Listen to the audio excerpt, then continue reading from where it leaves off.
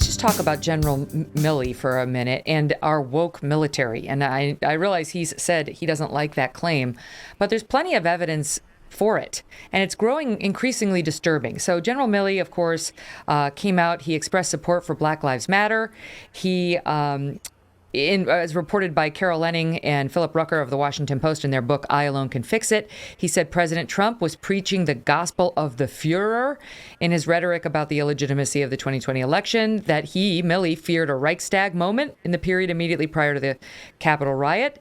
He reportedly referred to Trump supporters in November rallying on Trump's behalf as, quote, brown shirts in the streets, saying, the quote, these guys are Nazis, they're Proud Boys, these are the same people we fought in World War II, and said in the Woodward book, reportedly in peril on the Capitol riot, that it was indeed a coup attempt, nothing less than treason. Same guy said he wants to understand white rage, and I could go on. So, I mean, I feel like this guy's shown us his politics, which you're really not supposed to do in that position. And it's the reason Biden won't can him, even though it definitely appears he did the thing with the Chinese and with Nancy Pelosi that he was not supposed to do. I have never, throughout my life, seen a chairman of the Joint Chiefs of Staff talk so much and opine so much to authors and leaks and become so politically involved as General Milley. And it really does directly undermine his ability to be a neutral military advisor to any president, and for people to recognize and trust him as such. I think that's a very big problem. Again, to me, in my mind, this is unprecedented. Mm-hmm. Then you've got Admiral. Okay, hold on a second. Let me get it. Two examples. Admiral Michael Gilday, Chief of Naval Operations, bristled when he was questioned about why they're having the military read Ibram X. Kendi's How to Be an Anti-Racist. They're having the sailors read that, just as General Milley defended it as well.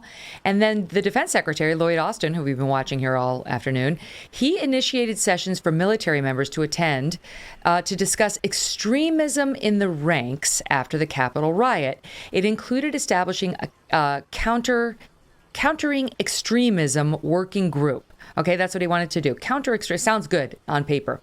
What did he do? Well, he got this guy, Bishop Garrison, a senior advisor to Austin, and the head of the Pentagon's countering extremism working group, to start talking to our troops about how to do this. This is a guy who in July 2019 tweeted, this is a quote, "Support for President Trump, a racist, is support for all of his beliefs. He's dragging a lot of bad actors, misogynists, extremists, other racists, out into the light, normalizing their actions. If you support the president, Trump, you support that. There's no room for nuance with this.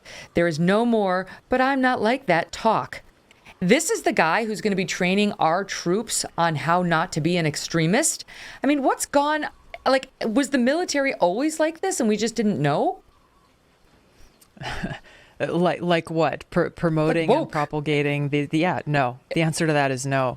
And the fact that this wokeism and this focus on quote unquote extremism is being kind of inculcated throughout our military, but even worse, that so many members or extremism is being used as an accusation against people in the military.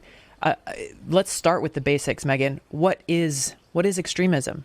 How is it defined? Because I've listened to a lot of these briefings and I've listened to a lot of leaders talking about extremism now in the military because of those decisions that were made at the highest levels, that this is now a big focus, extremism in the ranks. What is extremism? Is it holding strong views on a particular topic? One could assume that for an individual, for an American to say, I am willing to die for my country, some might say that's kind of extreme. That's an extremely strongly held commitment to service, to our country, to our Constitution, to the ideals and freedoms that we hold dear. What is extremism? If you are a deeply religious person, if you are very disciplined in your religious or spiritual practices, could that be considered extreme? Some could argue, yes, It could be.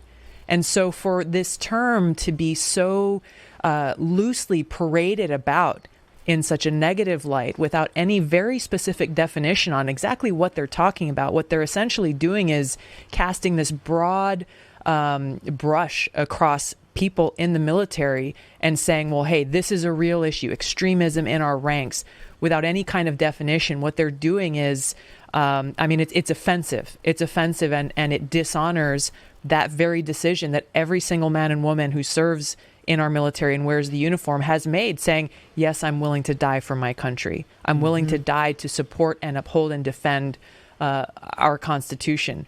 And so for our military leaders to forcibly exert this wokeism on our military and to jump on this bandwagon, which appears to be very popular these days in this administration and in the mainstream media and the woke leaders, it's dangerous, and it undermines the cohesion that's necessary within our ranks.